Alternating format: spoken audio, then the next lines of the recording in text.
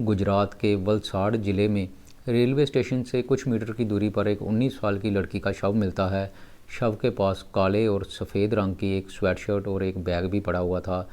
इस मामले की जांच करने पुलिस पहुंचती है। जब पुलिस वाले बैग की तलाशी लेते हैं तो उसमें कुछ कपड़े, मोबाइल, चार्जर और दूसरी चीज़ें मिलती हैं। पुलिस के लिए ये एक ब्लाइंड केस था, क्योंकि जिस जगह पर यह हत्या हुई थी वहाँ पर ना तो कोई रोशनी थी और ना ही कोई सीसीटीवी आसपास लगा हुआ था। ऐसे में इस कत्ल का सुराग लगाना बेहद ही मुश्किल था।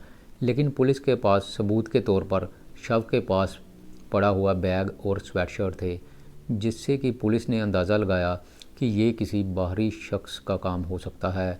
पुलिस को लगता है कि हो सकता है कि कोई बाहरी शख्स ट्रेन से आया हो और यहाँ पर उसने इस वारदात को अंजाम दिया हो। इसीलिए पुलिस वाले एडी चोटी का जोर लगा देते हैं। गुजरात, महाराष्ट्र के रेलवे स्टेशनों के आसपास के कम से कम 3000 सीसीटीवी कैमरों की फुटेज को खंगाला जाता है। आखिरकार 30 साल का राहुल करमवीर जाट उर्फ भोलू पकड़ में आ जाता है, जो कि एक रेपिस्ट निकलता है और एक सीरियल किलर निकलता है।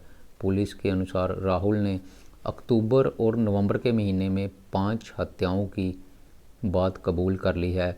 इसमें से 4 हत्याएं तो उसने चलती ट्रेन में की थी, जबकि दिव्यांगों के लिए बनाए गए रिजर्व कोच के पास उसने एक हत्या की थी। पुलिस वाले बताते हैं कि राहुल मूल रूप से हरियाणा के रोहतक का रहने वाला होता है। वो रेलवे स्टेशन से करीब 10 किलोमीटर दूर एक होटल में वेटर का काम करता था। उस दिन वह होटल में अपना बकाया पैसा लेने के लिए मुंबई से वलसाड़ आया हुआ था। फिर जब वो वापस लौटने लगता है तो उसने रेलवे स्टेशन के पास एक लड़की को देखा। लड़की ट्यूशन सेंटर से ट्यूशन पढ़कर अपने घर की तरफ जा रही थी। रेलवे स्टेशन उसके रास्ते में ही पड़ता था। राहुल ने लड़की का रेलवे स्टेशन से लेकर उसके घर तक तकरीबन 100 मीटर तक पीछा किया।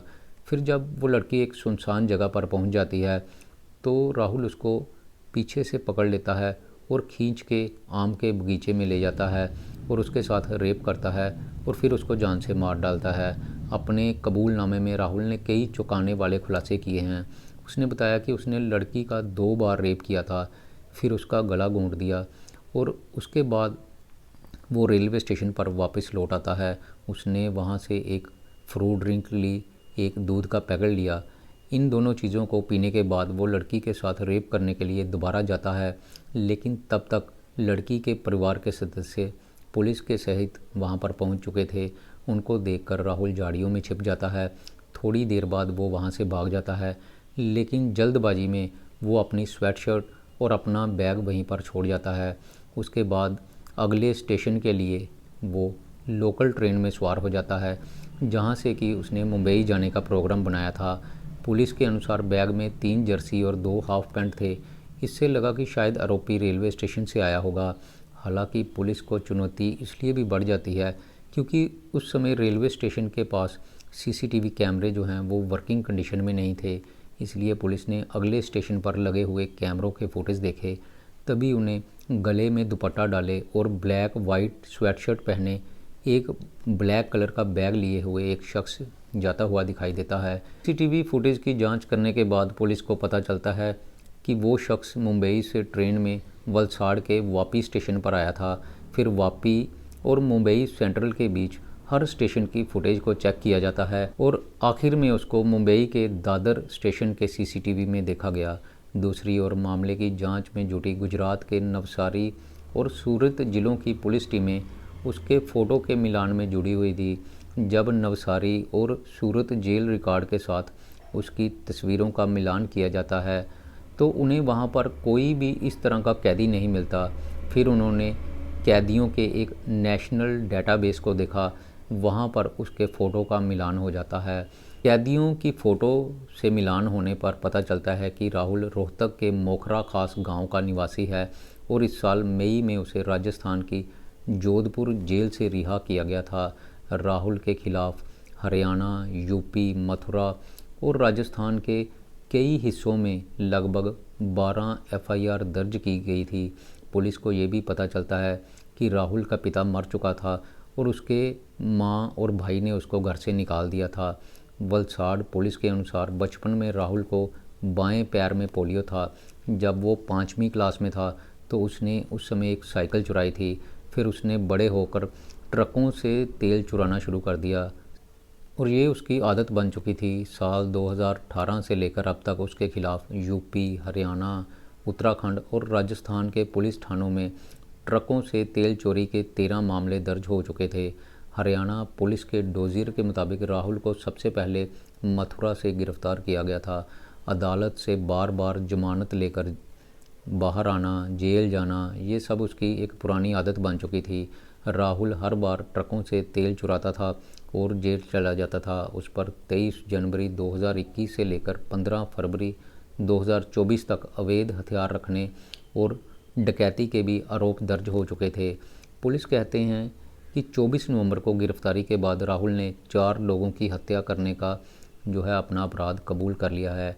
इसमें से उसने पहला मर्डर 20 अक्टूबर को किया था, जिसमें आंध्र प्रदेश पुलिस ने बताया कि गुटकल गुटी रेलवे स्टेशन पर एक अधेड़ उम्र की महिला से रेप और हत्या की गई थी। राहुल ने विकलांगों के लिए रिजर्व कोच में पुणे से कन्याकुमारी जा रही महिला से भी लूटपाट कर उसकी गला घोंटकर हत्या कर दी थी और इस घटना के 5 दिनों बाद उसने बेंगलुरु से मुदेश्वर जाने वाली ट्रेन में यात्रा कर रहे एक शख्स से लूटपाट की और उसके बाद उसकी भी हत्या कर दी। फिर उसने वलसाड़ में 14 नवंबर को लड़की की हत्या कर दी और इस घटना के महज 5 दिनों के बाद यानी कि 19 नवंबर को हावड़ा स्टेशन के कार शेड के जो सफाई कर्मचारी होते हैं उन्होंने दिव्यांगों के लिए रिजर्व कोच में बर्थ पर पड़ा हुआ एक शव देखा।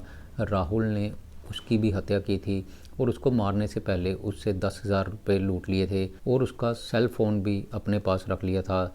उसने आखिरी बार कर्नाटक के संदूर की रहने वाली एक महिला की हत्या की बात भी कबूल कर ली थी, जिसका शव सिकंदराबाद रेलवे पुलिस ने 24 नवंबर को बरामद किया था। उसकी भी दिव्यांगों के लिए बने हुए कोच में गला घोंटकर हत्या कर दी गई थी और इसके कुछ घंटों के बाद ही 24 नवंबर को वलसाड़ में पुलिस प्रमुख को एक सूचना मिलती है कि बांद्रा रेलवे स्टेशन पर एक फेरी वाले ने राहुल को बांद्रा भुज ट्रेन में चढ़ते हुए देखा है। इसके बाद तुरंत ही आरपीएफ अधिकारी हरकत में आ जाते हैं और गुजरात पुलिस को इन्फॉर्म करते हैं, जो कि व्यापी स्टेशन पर इंतज़ार कर रहे थे। जैसे ही ट्रेन आती है पुलिस उस आरोपी को गिरफ्तार कर लेती है और इस तरह से एक सीरियल किलर जो है उसको पकड़ने में कामयाबी मिल जाती है। लेकिन सबसे बड़ी हैरानी की बात तो ये थी कि इतने दिनों तक राहुल ये सब कुछ करता रहा और किसी की पकड़ में नहीं आया। राहुल एक पैर से दिव्यांग था, उसके एक पैर में पोलियो हुआ था। वो इसी कारण से बिना टिकट के ही जो दिव्यांगों के लिए कोच रिज़र्व होते हैं उनमें सफ़र करता था और उसके आसपास बैठे हुए जो दिव्यांग लोग होते थे उनको लूटता, उनसे मोबाइल, उनसे पैसे और उनका सामान लूट लिया करता था और उनकी हत्या कर देता था।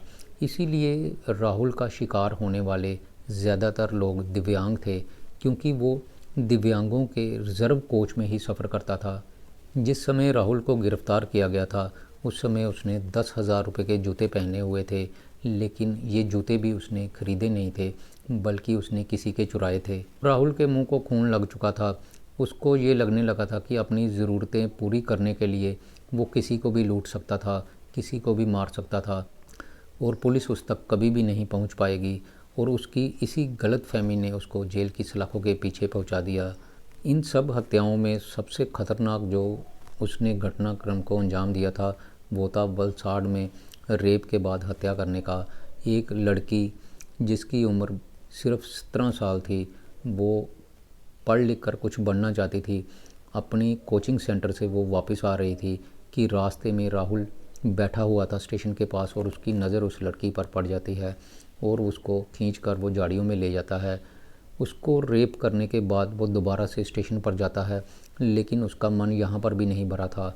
वो वहाँ से दोबारा से फिर वापस आता है, 2 बार फिर उसके साथ रेप करता है, लड़की की लाश के साथ रेप करता है। लड़की मर चुकी थी लेकिन राहुल उसके साथ रेप करता रहा और फिर उसके बाद वो दोबारा से स्टेशन पर चला जाता है।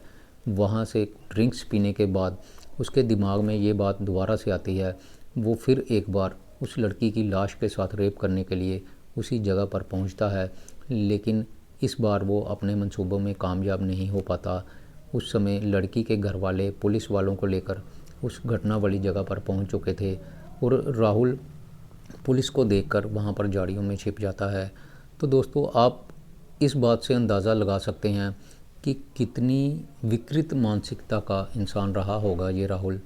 हमारे समाज में, हमारे आसपास इस तरह के कितने साइको किलर घूम रहे हैं। ज़रूरत ये है कि इस तरह के आदमी को सिर्फ साइको किलर कहकर या मानसिक रूप से बीमार कहकर नहीं छोड़ा जाना चाहिए, बल्कि इस तरह के इंसान को सख्त से सख्त सज़ा देनी चाहिए और इस तरह के इंसान को शरेआम फांसी पर लटका देना चाहिए, ताकि बाकी लोगों को भी नसीहत मिल सके।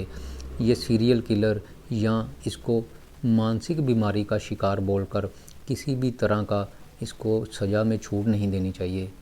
कानून जितने ज़्यादा सख्त से सख्त होंगे, उतने ही अपराध जो है वो कम से कम होंगे। तो दोस्तों, मेरी आज की ये कहानी यहीं पर ख़त्म होती है। प्लीज़ मुझे मैसेज करके, कमेंट करके ये बात ज़रूर बताइए कि आप किस शहर से मेरी कहानी सुन रहे हैं।